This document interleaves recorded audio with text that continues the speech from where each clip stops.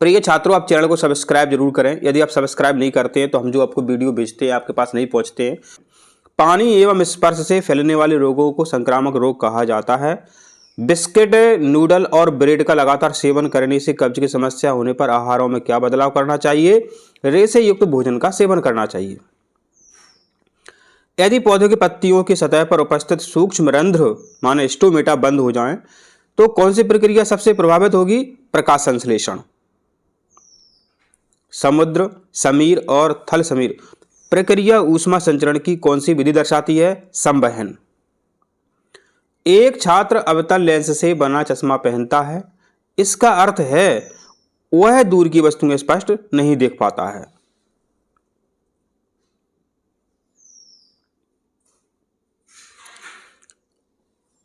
यदि किसी क्षेत्र में बार बार एक ही फसल उगाई जाती है तो मिट्टी की उर्वरता पर क्या प्रभाव पड़ेगा और उसका समाधान क्या है?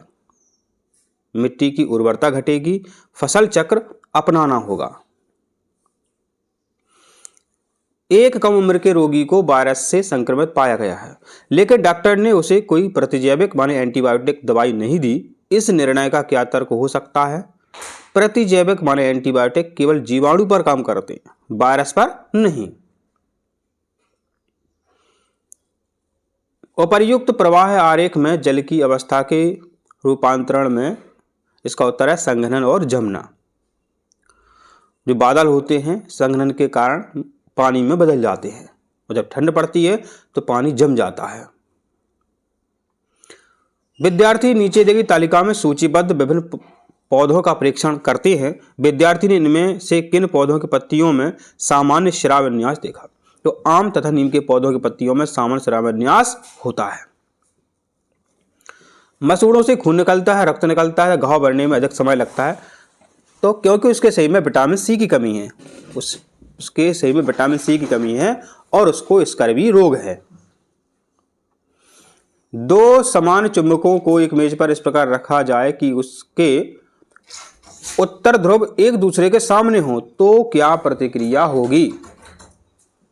एक दूसरे से दूर धकेलेंगे माने प्रतिकर्षण करेंगे।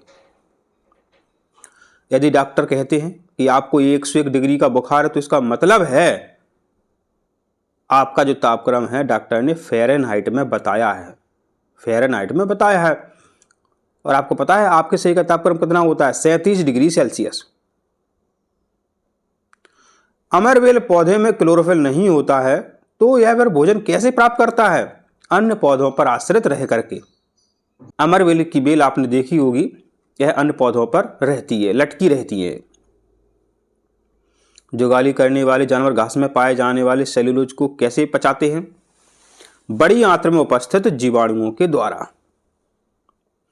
नीचे दिए कौन सी स्थिति चालन, संवहन और विकिरण तीनों के रूप को दर्शाती है? गैस चूल्हे पर रखी जाए। सांस लेने और छोड़ने के दौरान डायफ्राम का काम क्या होता है? फेफड़ों को खींचना और छोड़ना।